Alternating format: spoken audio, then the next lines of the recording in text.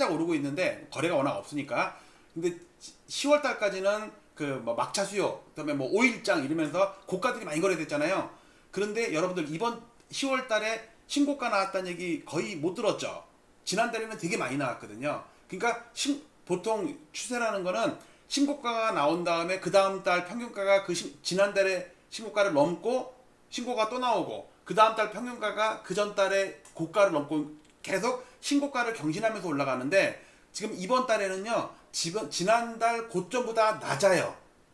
평균값 얘기하는 게 아니에요. 고점을 얘기하는 거예요. 고점. 지난달에 고점을 모아가지고 지수를 만들고, 그러니까 월 평균값이라는 게 있을 거고, 고가들을 모은 고가 평균이 있을 거고, 저가들을 모은 저가 평균이 있을 거 아니에요. 근데 그런데 그런 걸 우리가 캔들 차트라고 그러거든요. 시고 저종 하는 것처럼. 그러니까 이번 달 고점이 평균값은 높지만 고점의 평균값은 지난달보다 낮아요. 그런데 다음 달도 만약에 낮다고 하면 2개월 연속 낮아지는 거거든요. 근데 그럴 가능성이 높아 보이는 게 거래가 완전히 죽은 상태에서 실수 거래들만 좀 있지 투기적인 거래가 많이 줄었어요. 자, 그것에 대해서 말씀을 드리겠습니다. 자, 오늘의 제목은 서울 아파트 2021년 10월. 이건 알죠, 여러분들? 4년 전에 고점, 그 다음에 급락했다가 다시 전고점을 넘은 데도 있고 못 넘은 데도 있고, 그리고 2025년 10월 지난달입니다. 정확히 10월입니다. 정확히 만 4년이죠. 근데 일본도 35년 전에 87년 11월에 상투를 친 다음에 급락했다가 다시 올라가면서 전고점을 살짝 넘었거든요. 그게 1990년 10월이에요.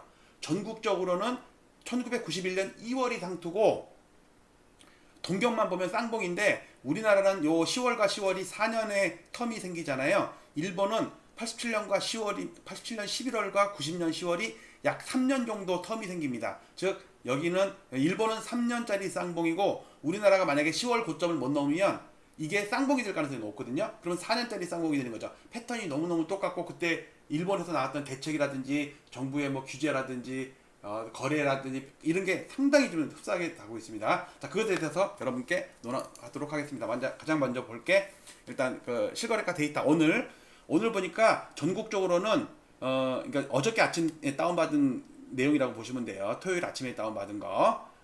그다음에 월요일은 다운받을 게 없어요.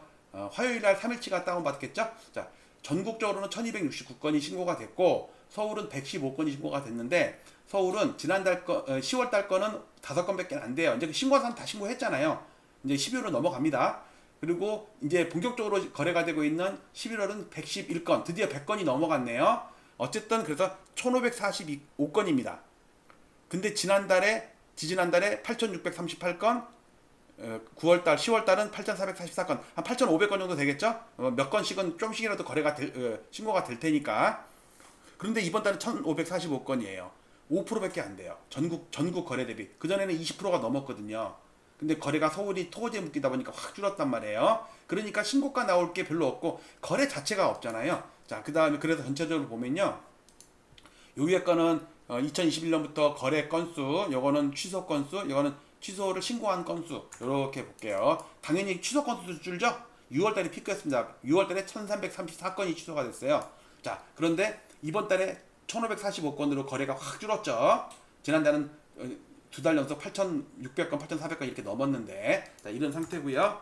자, 재밌는 거는 한강벨트로 이끌어지는 것 중에 25개국 중에 제가 요 가운데 한 명만 캡처했는데 용산, 마포, 양천구는 그 전에 미리 빠졌어요. 1데이터거든요.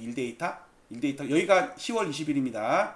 10월 20일, 10월 16일, 11호 대책, 15 대책이죠. 여기가 그 이후에 5일장 뭐 막판 수요라고 쫙 올랐다가 그 전에는 거래가 좀 완전히 줄었습니다. 거래가 줄었어요. 종로구도 마찬가지로 다 이렇습니다. 근데 이건 금요일날 데이터인데 토요일날 데이터를 넣어보면요 딱 바뀝니다. 보세요. 용산구가 딱 부러지죠. 그 다음에 마포구도 좀 거래가 없다가 최근에 오르는 듯 싶더니 딱 부러지죠. 어제 오늘. 성동구는 어제 오늘이 변한 게 없어요. 거래가 없어. 그다음에 양천구도 보세요. 양천구는 미리 빠졌어. 어제 오늘. 그러니까 얘는 미리 빠진 걸 말씀드리는 거예요. 보시면 용산구 이렇게 결과론적으로 볼게요. 용산구도 뚝 부러진 게 나오죠. 거래가 없다가. 마포구도 잘 올라가려다가 뚝 부러졌죠. 이게 성산시장인가가 빠졌을 거예요. 양천구에도 목동 아파트가 뚝 부러졌죠. 며칠 전이에요, 이거. 그 다음에 중구는 완전히 널뛰기 하고 있어요. 널뛰기. 급등을 하다 급락을 해간 다음에 거래가 이제 좀 소강 상태가 됐습니다. 막판 수요가 몰린 거죠. 이때 토제 11호 대책 그때까지 급등을 했다가 종로구도 좀 뚝 부러진 게 생기고. 자, 상황이 어떻게 되냐면요, 한 달 정도 거래가 없는 거는 괜찮아요. 왜냐면 집주인들이 뭐 낮춰서 팔거나 급하질 않아. 근데 이제 실수요자들이 있으니까 야금야금 뭐 조금이라도 좀 싼데 골라갖고 사겠죠. 그러니까 호가는 아무래도 안 떨어지니까는 좀 더 직전 거래에 비해서 조금씩은 비싸게 사요. 그러니까 그러니까 실거래가가 조금씩은 오르는데, 문제는 한 달 지나고 두 달, 세 달이 되면요, 집주인들 중에 100명 중에 한 명은 급하게 팔아야 되는 사람 생긴다고. 처음에는 낮춰서 안 팔겠지, 누군가 올라와서 사겠지 하고 있는데, 거래가 안 되면요, 급한 사람이 날짜가 다가오면 어떤 시간에 쫓겨서 싸게 내놓습니다. 한 건 두 건 나오는 게 지금 이게 용산구랑 마포구랑 양천구에서 이미 나온 거니까. 종로구도 나왔고 중구도 이미 나왔고 성동구만 잘 버텨요. 성동구.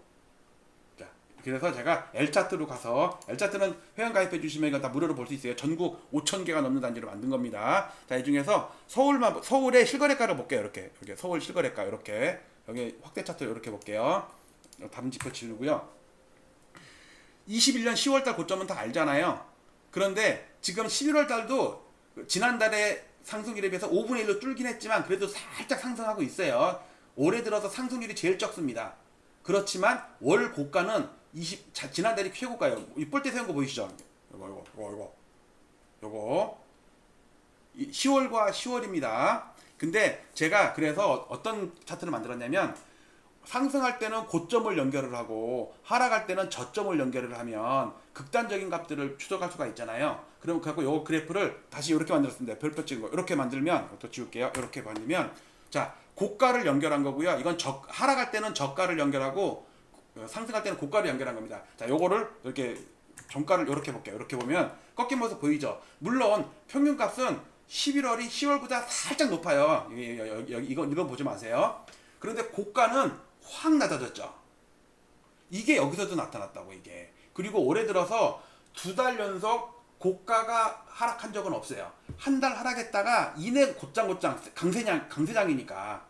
그런데 만약에 이제 12월 다음 주부터는 이제 12월이네요. 12월부터 고가가 낮아지면, 아니면 이게 평균값이 하락을 하면, 그건 제가 저가를 연결하거든요. 그럼 얘가 떨어지게 된다고. 일본이 이런 식으로 떨어졌거든요. 일본이. 자, 그래서 제가 경제 지표 가서 여기 도쿄 가면은요, 도쿄 간 다음에 여기 비교 차트를 한 다음에 이거를 1984년 놓고서 일단 전체를 적용을 할게요. 그 다음에 모든 걸 일단 다 지울게요. 자, 이렇게 보겠습니다. 요게 동경의 1984년부터의 쌍공 패턴입니다. 그리고 이게 뭐냐면, 여기서부터 잃어버린 20년, 여기까지니까 보세요. 90년부터 2010년까지 잃어버린 20년 동안 빠졌어요. 그 다음에 한 5, 6년, 거의 10년 가까이는 박스권에서 놀다가 최근 2020년 이후 코로나 이후에 좀 반등했다가 다시 주춤돼요. 이거 동경의 주택가격 지수입니다. 우리나라처럼 아파트 문화가 덜 발달되어 있기 때문에 일본의 개별 주택가격 지수예요. 콘도미니엄, 우리가 얘기하는 아파트는 일본에서 콘도미니엄 그러는데 얘보다는 좀 더 올랐습니다. 근데 최근 5년 동안 보면 동경이 사상 최고치다 맨날 그러는데, 문제는 20년 동안 빠진 다음에 오른 거라고. 물론 여기서 산 사람들은 대박 났지. 근데 문제는 여기서 산 사람들은요, 지금 양로원에 가 있거든요. 오늘 내일 하고 있어요, 그분들. 근데 지금 5분의 1 토막, 4분의 1 토막 나 있다니까, 지금. 여기서 산 사람들. 자, 그런데 여기다가 일단 이거는 명목 지수입니다. 명목 지수는 쌍봉이지만 고점이 높아요. 근데 여기다가 실질 지수 있죠. 동경 R자 리얼 인덱스입니다. 이렇게 하면은요, 요게 고점이 낮죠. 왜냐면 3년 동안 물가가 올랐을 거 아니에요. 이거 좀 지울게요. 글씨를 지울게요. 자, 근데 여기다가 한국의 어디냐, 서울 R자 있죠? 이거를 고점을 연결하면요, 이렇게 돼요. 여기 요걸 할까? 이렇게 빨간 거 보이죠? 요게 서울 아파트 방금 전에 본 고점과 저점을 연결한 선들이에요. 근데 일본은 여기가 3년 차이인데 우리는 4년 차이예요. 일본 보세요. 87년 11월과 90년 10월인데 우리나라는 2021년 10월과 2025년 10월이라고. 물론 아직은 잠정치예요. 왜냐하면 10월, 12월 달에 치고 또 올라갈 수 있고 내년에 또 뭐 계속 올라갈 수도 있는 거니까. 근데 현재까지는 10월 쌍봉의 패턴일 가능성이 되게 농후해 보입니다. 제가 생각했던 것보다 더 오르고 더 시간이 좀 늘어졌어요. 근데 설마 10월일까? 그런데 진짜 10월이 되네. 왜냐면 이제 10월 쌍봉, 10월 쌍봉, 일본도 11월 쌍봉, 10월 쌍봉 이랬거든요.